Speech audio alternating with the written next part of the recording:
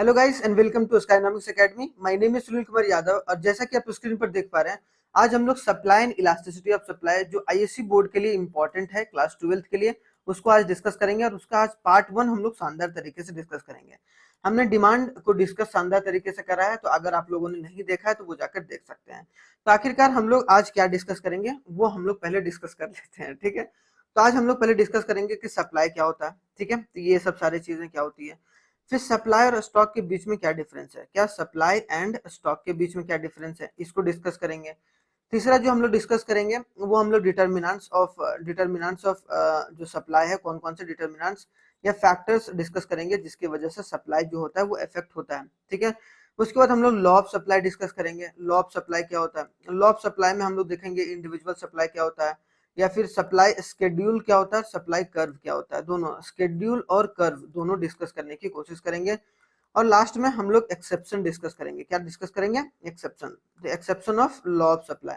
तो ये सब सारी चीजें जो है exception of law of supply वो भी डिस्कस होगा शानदार तरीके से। तो ये सब सारा जो है वो आज हम लोग डिस्कस करने वाले इस वाले पार्ट में। और इसके दूसरे वाले पार्ट में हम लोग मूवमेंट और शिफ्ट इन सप्लाई कर्व पढ़ेंगे, जो कि इंपॉर्टेंट रहता है, ठीक है। मूवमेंट और शिफ्ट इन सप्लाई कर्व। उसके बाद जो थर्ड पार्ट आएगा उसमें हम लोग न्यूमेरिकल्स डिस्कस करेंगे और इलास्टिसिटी ऑफ डिमांड को इलास्टिसिटी ऑफ सप्लाई को डिस्कस करेंगे। इलास्टिसिटी ऑफ सप्लाई जो होगा वो थर्ड पार्ट में आएगा, तो ठीक है। तो ये सेकंड पार्ट में आएगा, तो ये मूवमेंट एंड शिफ्ट, और थर्ड में आएगा इलास्टिसिटी ऑफ सप्लाई, और फर्स्ट आएगा ये।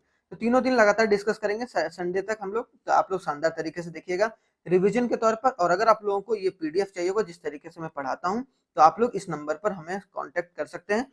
बोल दीजिएगा कि भाई सर मुझे ये पर्टिकुलर चैप्टर का चाहिए, तो आप लोगों को वहां पर प्रोवाइड करा दिया जाएगा, ठीक है। चलिए आगे बढ़ते हैं। और जो पहला है वो हम लोग क्या बोलते हैं कि सप्लाई क्या होता है। तो the amount of commodity a company is willing and able to provide for a sale at a specific time period is called a supply। कि जितना भी अमाउंट, मान लो कि जितना भी अमाउंट एक पर्टिकुलर जो कंपनी है या फर्म है वो एक टाइम पर जितना भी सप्लाई करना चाह रहा है, जितना भी सेल करना चाह रहा है, उसको हम लोग क्या बोलेंगे, सप्लाई बोलेंगे। Clear. The amount of a commodity a company is willing and able to provide for a sale. Clear. तो यहाँ कंफ्यूजन नहीं होना चाहिए, ठीक है। यहाँ कंफ्यूजन बिल्कुल नहीं होना चाहिए। तो बोला जा रहा है कि थ्री कॉन्टेक्ट अगर सप्लाई है, सप्लाई हमेशा जो होता है वो किसके साइड से होता है भाई, प्रोड्यूसर साइड से। कौन, जो फर्म होता है, जो प्रोड्यूसर होता है, जैसे रिलायंस एक प्रोड्यूसर है, ठीक है। तो सप्लाई उसके द्वारा किया जाता है। टाटा क्या एक प्रोड्यूसर है, उसके द्वारा सप्लाई किया जाता है। तो वो जो भी बिलिंग कर रहा है, जितना भी सोच रहा है कि जितना मैं बेचूंगा जिस भी टाइम पीरियड में, उसको हम लोग सप्लाई बोलेंगे। क्लियर। तो थ्री इंपॉर्टेंट एस्पेक्ट निकल के आता है अगर देखा जाए इसके डेफिनेशन में। पहला क्या है, supply is a desired quantity. Supply क्या है, डिजायर्ड क्वांटिटी। जितना बेचना चाह रहा है सप्लायर, वो चीज किसके अंदर आएगा, सप्लाई के अंदर आएगा, ठीक है। अब जितना बेचना चाह रहा है और जितना एक्चुअली बेचा गया है, how much a producer is willing to sell, not how much they actually sell. जितना सेल किया है वो नहीं, ठीक है, जितना सेल करना चाह रहा है वो क्या होता है, एक तरीके से सप्लाई कहलाता है, ठीक है। बाद में एक्चुअल सेल होता है, वो अलग होता है। डिजायर्ड सप्लाई होता है, ठीक है, वो अलग बात है, ठीक है। जो दूसरा है, second thing note about the supply is that supply is always expressed with a reference of some price. हमेशा जो सप्लाई होता है वो प्राइस के रेफरेंस से रहता है। जैसे just as a demand, demand क्या होता था, डिमांड ज्यादातर किस पर फोकस होता था, प्राइस से। कि वह प्राइस अगर बढ़ रहा है घट रहा है तो उसी हिसाब से जो डिमांड होता था वो बढ़ता घटता था। सेम उसी तरीके से सप्लाई भी होता है। सप्लाई में जितना प्राइस जब बढ़ता घटता है, उसी के हिसाब से जो सप्लाई है वो घटता बढ़ता है। क्लियर। तो ये भी बात याद रखिएगा, इसमें भी दिक्कत नहीं होना चाहिए, ठीक है। तीसरा जो है वो क्या है, लाइक डिमांड, जो डिमांड के जैसा ही सप्लाई जो एक फ्लो वेरिएबल है। सप्लाई कभी भी हम लोग नहीं बोलेंगे कि आज मतलब 1 बजे तुमने कितना सप्लाई करा, वो नहीं। हमने ये बोलेंगे कि एक वीक में कितना सप्लाई हुआ, एक दिन में कितना सप्लाई हुआ, 1 डे में, एक मंथ में कितना सप्लाई हुआ। तो वो सब हम लोग क्या एक टाइम पीरियड में करेंगे, इसीलिए हम लोग उसको क्या बोलेंगे, फ्लो वेरिएबल। तो आई होप सो ये वाला पार्ट कंप्लीट होगा शानदार तरीके से।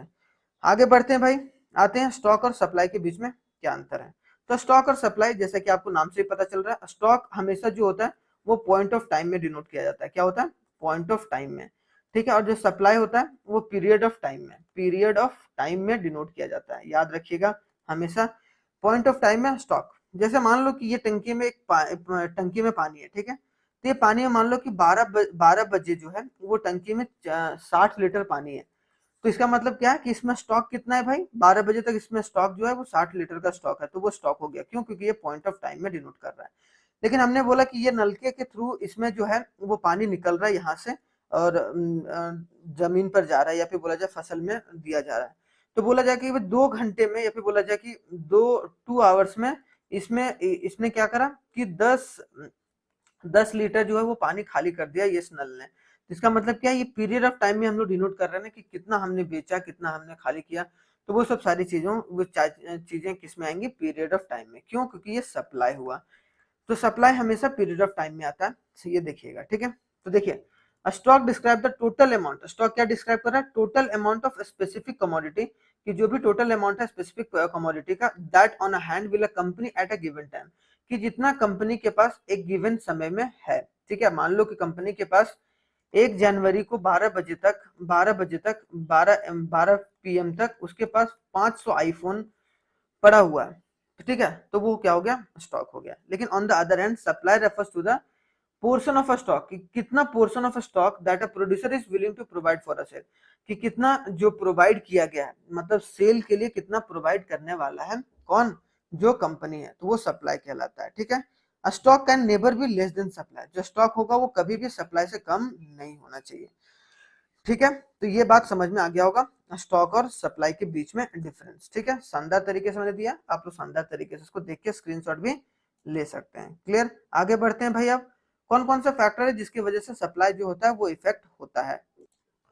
तो अगर देखा जाए कौन कौन सा फैक्टर है जिसकी वजह से इफेक्ट होता है सप्लाई, तो पहला कि प्राइस ऑफ द कमोडिटी, कि प्राइस एक मेजर फैक्टर होता है। प्राइस की वजह से जो होता है सप्लाई की इफेक्ट होती है। जैसे मान लो कि प्राइस कम हुआ, अभी हम लोग लॉ ऑफ सप्लाई में पढ़ेंगे, प्राइस कम होता है तो एक प्रोड्यूसर क्या करता है, सप्लाई जो होता है वो कम करता है। ठीक है, अगर प्राइस ज्यादा होता है तो सप्लाई ज्यादा करता है। ये क्यों क्यों होता है भाई? आप बोलोगे सर प्राइस कम होगा तो सप्लाई कम करेगा, ठीक है, और प्राइस ज्यादा होगा तो सप्लाई ज्यादा करेगा।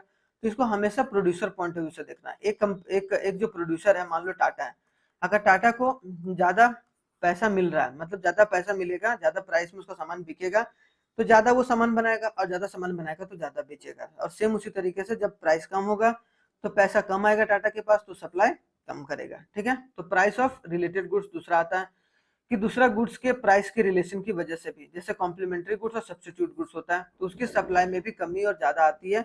किससे related? Supply of related goods की वजह से भी। प्राइस ऑफ फैक्टर इनपुट, जो इनपुट लग रहा है, मान लो कि जो रॉ मटेरियल लग रहा है उसका दाम में बढ़ोतरी हो गया, मतलब क्या, उसका प्राइस बढ़ गया, तो उसके वजह से भी जो रॉ मटेरियल का प्राइस बढ़ा उसकी वजह से गुड्स का प्राइस बढ़ गया। गुड्स का प्राइस बढ़ गया तो उसकी वजह से क्या हुआ कि सप्लाई भी डिक्रीज हो जाएगा। ठीक है, क्यों? क्योंकि जो है वो गुड्स का जो सामान का दाम बढ़ा है वो किसकी वजह से बढ़ा है, कि प्राइस ऑफ फैक्टर इनपुट की वजह से। गोल ऑफ द फर्म, अब गोल ऑफ द फर्म क्या है?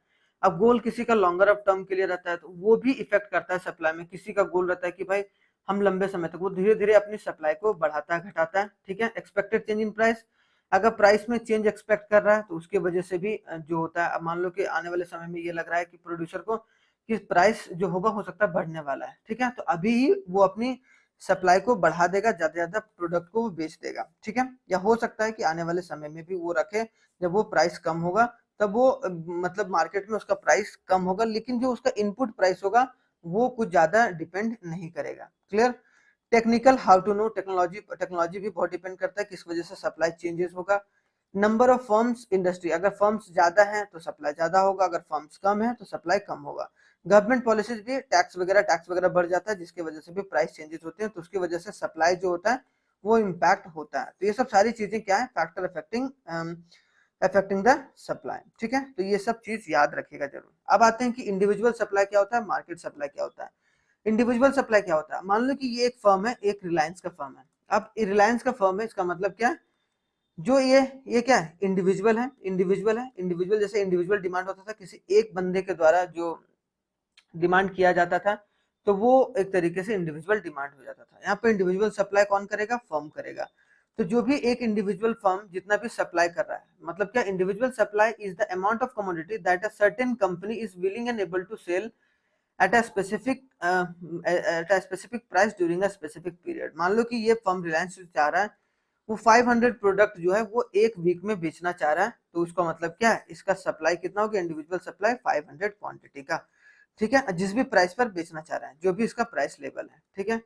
लेकिन ऐसे रिलायंस जैसे बहुत सारे फर्म्स हैं, अगर जितने भी सारे फर्म्स जिस भी प्राइस पर जितना भी क्वांटिटी बेचना चाह रहे हैं, जितने भी टाइम पीरियड पर, मतलब कि ये जितने भी firms, all firms are willing to sell at a specific price of a specific quantity at a specific time period, तो हम लोग उसको क्या बोलेंगे, एक तरीके से मार्केट सप्लाई बोलेंगे, ठीक है। Is amount of goods that all the businesses and willing, all the businesses, यहाँ पर इंडिविजुअल नहीं आया, ठीक है, और यहाँ पर सर्टेन कंपनी मतलब इंडिविजुअल जो फर्म होगा या कंपनी होगा, इंडिविजुअल फर्म्स या कंपनी, क्लियर। तो आपको इंडिविजुअल सप्लाई और मार्केट सप्लाई भी समझ में आ गया होगा। अब आगे बढ़ते हैं भाई, अब क्या आते हैं, सप्लाई फंक्शन क्या होता है। अब सप्लाई किस तरीके से फंक्शन करता है भाई, तो इंपॉर्टेंट डिटर्मिनेंट्स ऑफ जो सप्लाई है can be express in the following, कि सप्लाई किस किस वजह से चेंज होता है।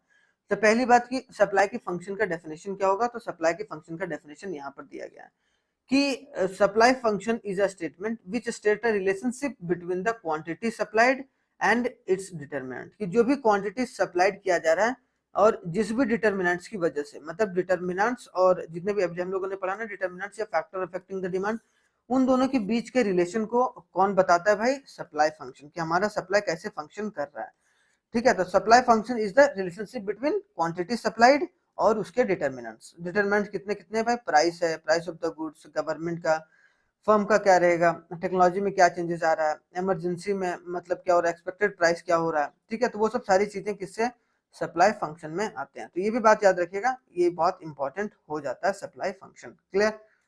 अब आगे आते हैं भाई, क्या है लॉ ऑफ सप्लाई, क्या है, तो लॉ ऑफ सप्लाई का मतलब जब प्राइस, देखना, एज पर the law of supply all the thing remain constant, क्या, all other thing remain constant, all other things remain constant, अभी हम लोग ऊपर भी पढ़ लेंगे, सारी चीजें रिमेन कांस्टेंट है, उसके बाद कोई सारा फैक्टर काम नहीं कर रहा है, ना तो प्राइस, ना तो गवर्नमेंट के टैक्स फैक्टर रोल प्ले कर रहे हैं, ना टेक्नोलॉजी, ना एक्सपेक्टेशन ऑफ फ्यूचर प्राइस, तो वो सब सारी चीजें प्राइस रिलेटेड गुड्स के भी, उसके भी कोई प्राइस का रोल नहीं हो रहा है, सिर्फ क्या, कि सिर्फ प्राइस, जब प्राइस चेंज हो रहा है, मतलब प्राइस बढ़ रहा है तो क्वांटिटी सप्लाइड भी बढ़ रहा है, और जब प्राइस कम हो रहा है तो क्वांटिटी सप्लाइड भी कम हो रहा है, ठीक है। तो ये सब सारी चीजें अगर हो रही हैं सिर्फ प्राइस की वजह से, तो हम लोग को क्या बोलेंगे, लॉ ऑफ सप्लाई। तो law of supply is more appropriately supply hypothesis given as the relationship between a price and the supply, कि लॉ ऑफ सप्लाई के थ्रू हम लोग क्या मिलता है, कि एक प्राइस और क्वांटिटी सप्लाइड के बीच का रिलेशन क्या है, ठीक है। तो law of supply states that, ये डेफिनेशन इंपॉर्टेंट याद रखना है, इसमें क्या स्टेट कर रहा है, कि all other thing remaining the same, the quantity of any commodity that firms will produce and offer for a sale rises with a rise in the price and falls with a fall in the price, ठीक है। तो अगर price बढ़ने की वजह से quantity supplied बढ़ जाता है, प्राइस कम होने की वजह से क्वांटिटी सप्लाइड कम हो जाता है, तो हम लोग उसको लॉ ऑफ सप्लाई के अंदर बोलेंगे, ठीक है। Law supply is based on the assumptions of other thing remaining same, और सारी चीजें क्या रहती हैं, सेम रहती हैं, किसके assumption से, सेट्रिस पेरिबस ऑर्डर के थ्रू से। तो सेट्रिस पेरिबस ऑर्डर के थ्रू सारी चीजें रिमेन कांस्टेंट रहते हैं, और जो भी प्राइस चेंज होता है उसकी वजह से क्वांटिटी चेंज होता है एट अ प्रोड्यूसर लेवल, तो उसको हम लोग क्या बोलेंगे, लॉ ऑफ सप्लाई बोलेंगे, ठीक है। आई hope so law of supply भी कंप्लीट होगा, क्लियर। अब ये लॉ ऑफ सप्लाई को समझने के लिए दो चीजों से हम लोग देखेंगे, वो दो चीजें क्या है भाई, तो हम लोग सप्लाई शेड्यूल से देखेंगे और सप्लाई कर्व से देखेंगे, किससे किससे, सप्लाई शेड्यूल और सप्लाई कर्व। जो सप्लाई शेड्यूल होता है वो हमेशा टेबुलर फॉर्म में डिनोट होता है, क्या, a supply schedule is a tabular statement shows a various quantity which a producer are willing to produce and sell at a various alternative prices, कि जिस भी प्राइस पर जो भी पर्टिकुलर जो प्रोड्यूसर है वो प्रोड्यूस करके बेचना चाह रहा है क्या मार्केट में, और अगर हम लोग उसको टेबुलर फॉर्म में शो कर रहे हैं तो वो क्या हो गया, सप्लाई शेड्यूल हो गया। दो तरीके का सप्लाई शेड्यूल होता है, जैसे सप्लाई मार्केट सप्लाई होता है और इंडिविजुअल सप्लाई होता है, सेम उसी तरीके से सप्लाई शेड्यूल जो होता है, दो तरीके का सप्लाई शेड्यूल होता है, इंडिविजुअल सप्लाई शेड्यूल और मार्केट सप्लाई शेड्यूल, क्या, इंडिविजुअल सप्लाई शेड्यूल और market supply schedule. Individual supply schedule जो होता है वो डिफाइंड होता है एज, तो इंडिविजुअल सप्लाई का जो शेड्यूल होता है वो आप लोग समझ गए होंगे कि उसको हम लोग टेबुलर फॉर्म में डिनोट करते हैं, अगर कोई कंपनी अपने जो भी प्रोडक्ट को बेचना चाह रही है, जितने भी प्रोडक्ट और सर्विस को बेचना चाह रही है, जिस भी टाइम पीरियड पर और जिस भी प्राइस लेवल पर, तो that is called the individual supply schedule. और जो इसको किस में डिनोट किया जाता है, टेबुलर फॉर्म में, ये बात याद रखिएगा, ठीक है। वही मार्केट जो सप्लाई होगा वो कैसे होगा भाई, अगर देखा जाए तो यहाँ पर the market supply schedule of a goods is the table which shows the various quantities of a goods that all the firms are willing to supply at each market price during a specific time period, assuming that all other factor other than the price are of the goods are given। समझ गए? तो इसका मतलब market अगर सारे firms को अगर हम लोग डिनोट करें, अगर हम लोग इसको थोड़ा सा डिटेल में देखेंगे तो ये होगा। अगर देखा जाए, देखो दो सप्लाई शेड्यूल को दो तरीके से क्या डिनोट किया जाता है, एक इंडिविजुअल सप्लाई और एक मार्केट सप्लाई शेड्यूल, ठीक है। तो इंडिविजुअल को हम लोग समझ लेते हैं पहले, उसके बाद हम लोग मार्केट को भी समझेंगे, क्लियर। अब इंडिविजुअल को अगर देखा जाए तो इंडिविजुअल में एक फर्म मैंने बोला, तो जैसे मान लेते हैं टाटा, तो टाटा ने मान लो कि कोई टाटा नमक, टाटा या फिर कोई पर्टिकुलर प्रोडक्ट है उसको बेच रहा है, ठीक है। तो मान लो कि 10 रुपए का प्रोडक्ट है, वो 100 क्वांटिटी बेच रहा है। फिर 12 रुपए का प्रोडक्ट है, तो वो कितना बेच रहा है, मान लो कि 120 बेच रहा है। फिर मान लो कि 13 रुपया हो गया, तो वो कितना हो गया, 130 हो गया। तो ये क्या हो गया, इंडिविजुअल डिमांड, जिसको हम लोग टेबुलर फॉर्म में डिनोट कर रहे हैं। लेकिन मार्केट क्या हो जाएगा, ये ए फर्म था, अब ये बी फर्म, अब मान लो कि ए फर्म आ गया, बी फर्म आ गया, सी फर्म आ गया, मतलब तीनों आ गया, कोई एक इंडिविजुअल नहीं, तीनों। प्राइस जो रहेगा वो सेम रहेगा, क्यों, क्योंकि कॉम्पिटिटिव मार्केट है। तो प्राइस मान लो कि इसमें भी 10 रुपया है, तो 10 रुपया में ए जो है वो 100 कर रहा है, ये 110 कर रहा है, ये 120 कर रहा है। अब जब 12 रुपया हुआ तो ए कंपनी 120 कर रहा है, और ये 130 कर रहा है मान लो, और ये मान लो कि 140 कर रहा है। सेम उसी तरीके से जो मार्केट सप्लाई शेड्यूल हो जाएगा, तो मार्केट सप्लाई क्या हो जाएगा, सबको जोड़ देंगे, क्या जोड़ेंगे, 100 प्लस 100 प्लस 100, 300, 330, तो कितना हो गया, 330। तो एक्चुअली मार्केट सप्लाई कितना हो रहा है, 330। लेकिन जो इंडिविजुअल सप्लाई था वो कितना हो रहा था, 100 हो रहा था, मतलब 100 प्रोडक्ट्स का हो रहा था। सेम इसी तरीके से नीचे भी जोड़ देंगे, 100 100 300 हो गया, 300 370 और 90, मतलब क्या हो गया, 390। जब 12 रुपया था प्राइस, तब कितना क्वांटिटी सप्लाइड हो रहा था, 390। जब 10 रुपया हो रहा था कितना क्वांटिटी सप्लाइड हो रहा था, 330। तो हम लोग इसको टेबुलर फॉर्म में डिनोट करते हैं, किसके फॉर्म में, टेबुलर फॉर्म में डिनोट करते हैं। तो सप्लाई शेड्यूल आप लोगों को समझ में आ गया होगा, ठीक है। अब इसी का दूसरा जो पार्ट है, सप्लाई कर्व। जो सप्लाई कर्व है उसमें हम लोग सप्लाई को ही डिनोट करते हैं, इंडिविजुअल सप्लाई कर्व होता है और मार्केट सप्लाई कर्व होता है, लेकिन हम लोग उसको ग्राफिकल फॉर्म में डिनोट करते हैं, मतलब क्या, ग्राफ के फॉर्म में डिनोट करते हैं और सप्लाई कर्व को। तो इंडिविजुअल सप्लाई जो कर्व होता है वो क्या होता है, it is a curve which shows a various quantity of a commodity which an individual producer, जो भी इंडिविजुअल प्रोड्यूसर है वो बेचना चाह रहा है, willing to sell at a different prices, जिस भी प्राइस पर, during a given period of time, and with the help of graphical figure. मतलब क्या, अगर ग्राफिकली वो डिनोट करके बता रहा है जिस भी प्राइस पर इंडिविजुअल जो कंपनीज को वो बेचना है। मार्केट सप्लाई क्या होगा, मार्केट सप्लाई में जितने भी फर्म है, is a curve which shows a various quantity of commodity all the producers are willing to produce and a sale of at a different prices during a given time period। कि जितने भी producer हैं वो जितने भी price पर जितना भी क्वांटिटी बेचना चाह रहे हैं, तीन चीज याद रखना, कि जितने भी प्रोड्यूसर हैं जिस भी प्राइस पर जितना भी क्वांटिटी बेचना चाह रहे हैं, और अगर हम लोग उसको ग्राफ के फॉर्म में डिनोट करेंगे तो वो क्या हो जाएगा, मार्केट सप्लाई कर्व हो जाएगा, ठीक है। कोई दिक्कत वाली परेशानी वाली बात नहीं है, क्लियर हो गया। अगर देखा जाए इसको हम लोग थोड़ा सा ग्राफिकली देखा जाए, तो पहले देखेंगे इंडिविजुअल कर्व क्या होता है, इंडिविजुअल सप्लाई कर्व क्या होता है, इंडिविजुअल सप्लाई कर्व क्या होता है। तो अगर जैसे मान लो कि ये इंडिविजुअल सप्लाई कर्व ऐसे बना लेते हैं हम लोग, तो यहाँ मान लो कि प्राइस जब एक था प्राइस, इधर प्राइस हमेशा होता है, इधर क्वांटिटी होता है, इधर एक्स होता है, इधर वाई होता है। मान लो इतने प्राइस पर इतना क्वांटिटी, मतलब 5 रुपए जब प्राइस था तो मान लो कि 10 क्वांटिटी बेचा जा रहा था। अब 6 रुपया हुआ तो कितना हो गया, 12 हो गया, मान लो, ठीक है। 6 हो गया तो 12 हो गया।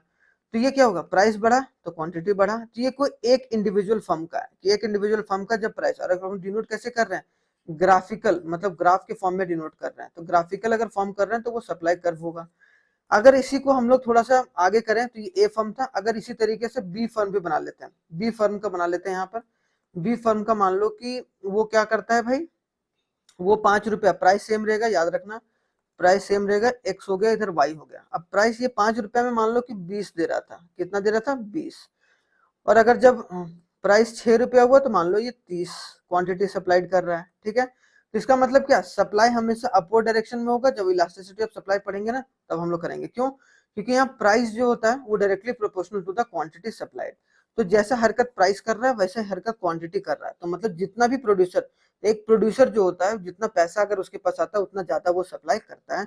इसीलिए जो होता है सप्लाई कर्व होता है वो अपवर्ड डायरेक्शन होता है। इसका जो सप्लाई कर्व जो होगा वो अपवर्ड होगा। हम लोग इसको डिटेल में भी डिस्कस करेंगे। तो ए हो गया, ये बी हो गया। अब अगर मार्केट बनाना हो, क्या बनाना हो, मार्केट सप्लाई कर्व बनाना हो, मार्केट सप्लाई कर्व बनाना हो तो कैसे बनाएंगे, ए और बी का देखो यहाँ पर, ठीक है। तो सेम उसी तरीके से फिगर बनाएंगे, प्राइस सेम रखेंगे। अब यहाँ पर देखो दो चीजें, प्राइस सेम रखना है 5, तो प्राइस हमने 5 रखा सेम, तो क्वांटिटी कितना सप्लाई हुआ भाई, क्वांटिटी ए ने करा 10 और बी ने करा 20, मतलब टोटल कितना हो गया 30। तो 5 रुपया पर टोटल जो मार्केट सप्लाई कर्व हुआ या टोटल सप्लाई जो मार्केट का वो 30 हुआ। जब प्राइस 6 हुआ तो प्राइस 6 हुआ तो यहाँ पर क्वांटिटी सप्लाई कितना हुआ, ये 12 हुआ, ये 30 हुआ। तो इसका मतलब क्या हो गया, 12 और 30 कितना हो गया 42, मतलब क्या 42। तो ये 42 हो गया। तो मतलब यहाँ सप्लाई कर भी, ये भी अपवर्ड गया है, ठीक है। तो हम लोग यहाँ पर ये y होगा, ये x होगा, इधर क्वांटिटी होगा, इधर प्राइस होगा, ठीक है। तो ये क्या बन गया, ये बन गया मार्केट सप्लाई कर्व। क्या बन गया, मार्केट सप्लाई कर्व। तो अपने आप से भी बना सकते हैं आप लोग, और शानदार तरीके से एग्जाम में आएगा तो आप लोग डिनोट कर सकते हैं। तो I hope so market supply समझ में आ गया होगा। अब आते हैं assumptions of law of supply, कि अगर जहां लॉ ऑफ सप्लाई, एज पर द लॉ ऑफ सप्लाई क्या बोला गया, लॉ ऑफ सप्लाई में ये बोला गया कि क्या सारी चीजें कांस्टेंट रहेंगी, सिर्फ प्राइस चेंज होगा। और प्राइस में भी जब प्राइस बढ़ेगा तो क्वांटिटी सप्लाइड भी बढ़ेगा, और जब प्राइस कम होगा तो क्वांटिटी सप्लाइड भी कम होगा। लेकिन क्या क्या चीज एजम्पशन है भाई इसमें, कि क्या क्या चीज उसके अलावा जो है कांस्टेंट रखा गया है। तो price of all related goods, कि जितने भी रिलेटेड गुड्स हैं वो सब सारे के प्राइस कांस्टेंट रहेंगे, उसमें कोई चेंजेस नहीं होना चाहिए। प्राइस ऑफ इनपुट गुड्स क्या होना चाहिए, कांस्टेंट रहना चाहिए, ठीक है। देखो यहाँ पर बोला गया टेक्निक जो होता है, टेक्नोलॉजी चेंज नहीं होना चाहिए, गोल ऑफ प्रोड्यूसर वो भी चेंज नहीं होना चाहिए, पॉलिसी ऑफ द गवर्नमेंट वो भी चेंज नहीं होना चाहिए, और एक्सपेक्टेशन अबाउट द मार्केट वो भी चेंज नहीं होना चाहिए। ये सब सारे अगर कांस्टेंट रहेंगे, मतलब इनमें कोई चेंजेस नहीं होगा, तब जो है लॉ ऑफ सप्लाई काम करेगा। तो लॉ ऑफ सप्लाई कब काम करता है भाई, जब प्राइस चेंज होता है, उसके अलावा कोई दूसरा डिटर्मिनेंट्स अगर चेंज हो जाता है तो वहां पर लॉ ऑफ सप्लाई काम नहीं करता है, जैसा कि मैंने बताया, ठीक है, शानदार तरीके से। अब आते हैं लास्ट टॉपिक, क्या है हमारा, exception of law of supply. Exception का मतलब ही होता है, एक्सेप्शन का मतलब हो गया कि जहां लॉ ऑफ सप्लाई काम नहीं करता हो। तो लॉ ऑफ सप्लाई जो काम करता है वो क्या होता था भाई, जब प्राइस बढ़ रहा था तो क्वांटिटी सप्लाइड भी बढ़ रहा था, और जब प्राइस घट रहा था तो क्वांटिटी सप्लाइड भी घट रहा था। तो ये क्या था, ये that is it is a law of supply. लेकिन जहां पर लॉ ऑफ सप्लाई काम नहीं करेगा, मतलब क्या होगा, exception of law of supply क्या हो जाएगा, एक्सेप्शन में कि जब प्राइस बढ़ रहा है तो क्वांटिटी सप्लाइड कम हो रहा है, और जब प्राइस घट रहा है तो क्वांटिटी सप्लाइड बढ़ रहा है, ठीक है, मतलब उल्टा काम करेगा। तो ये क्या हो गया, exception of law of supply हो गया, जहां पर जो सप्लाई में जो प्राइस होता है और क्वांटिटी के बीच में इनवर्स रिलेशन हो जाता है, ठीक है। तो बोला गया किस किस जगह पर exception of law of supply लगता है, तो रेयर गुड्स, जैसे ओल्ड ओल्ड कॉइन है, ओल्ड कॉइन है, पोस्टल स्टैम्प्स है, उसमें क्या होता है कि जब उसका प्राइस बढ़ता है तो क्वांटिटी सप्लाइड क्या होता है, क्वांटिटी सप्लाइड जो होता है वो कम हो जाता है, ठीक है। और जब labour of supply of labour, जब सप्लाई ऑफ लेबर जो होता है वो अगर मान लो कि बढ़ाना घटाना, तो वहां पर exception of law of supply काम करता है। एग्रीकल्चरल प्रोडक्ट, एग्रीकल्चर प्रोडक्ट देखो कि जब मान लो कि जब उसका प्राइस बढ़ता है तो क्वांटिटी सप्लाइड कम हो जाता है, ठीक है, और जब प्राइस कम हो जाता है तो क्वांटिटी सप्लाइड बढ़ जाता है। कि देखना कि जब मतलब कोई भी सब्जी का दाम कम हो जाता हो तो क्या क्वांटिटी जो सप्लाई होता है वो बढ़ जाता है अपने आप ही, ठीक है, क्यों, क्योंकि वो डिमांड बढ़ जाता है। Future expectation about future changes, कि जो फ्यूचर एक्सपेक्टेशन है उसमें भी जो काम करेगा वो exception of law of supply काम करेगा। और बैकवर्ड इकोनॉमी, जो इकोनॉमी बैकवर्ड इकोनॉमी होती है वहां पर भी exception of law of supply काम करता है। तो यहाँ पर जैसे कि बताया गया फ्यूचर एक्सपेक्शन में जो एग्रीकल्चर प्रोडक्ट्स में, जैसे कि पेरिसेबल गुड्स, पेरिसेबल गुड्स कौन होते हैं, जो मिल्क वगैरह होते हैं, बटर वगैरह होते हैं, वो सब सारी चीजों में। रेयर आर्टिकल्स मैंने भी बताया कि ओल्ड कॉइन वगैरह में। बैकवर्ड कंट्रीज, बैकवर्ड कंट्री जैसे इंडिया जैसी कंट्री, या फिर मान लो पाकिस्तान जैसी कंट्री, वहां पर जो exception of law of supply बहुत ज्यादा काम करता है। और फ्यूचर एक्सपेक्टेशन, अगर फ्यूचर एक्सपेक्टेशन में ये लग रहा है कि प्राइस बढ़ जाएगा, ठीक है, तभी क्वांटिटी सप्लाइड क्या होगा, कम हो जाएगा, और जब प्राइस कम हो जाएगा तब क्वांटिटी सप्लाइड क्या होगा, बढ़ जाएगा। तो उल्टा रिलेशन आ रहा है। तो जहां पर भी उल्टा रिलेशन आ रहा है तो वहां पर exception of law of supply काम करेगा। तो आई होप सो आप लोगों का पूरा जो आज पार्ट 1 होगा वो शानदार तरीके से कंप्लीट होगा। पार्ट 1 हम लोगों ने डिस्कस कर लिया आज शानदार तरीके से। जो पार्ट 2 होगा वो मूवमेंट और शिफ्ट इन सप्लाई होगा, तो वो भी देखिएगा, कल जो होगा वो अपलोड होगा। और पार्ट 3 जो होगा वो आपका क्या होगा, इलास्टिसिटी ऑफ सप्लाई का होगा। क्या होगा पार्ट 3, इलास्टिसिटी ऑफ सप्लाई, तो उसको भी देखना नहीं भूलिएगा। ठीक है, चलिए थैंक यू वेरी मच, जय हिंद। बहुत ही जल्दी मिलते हैं हम लोग नेक्स्ट वीडियो में।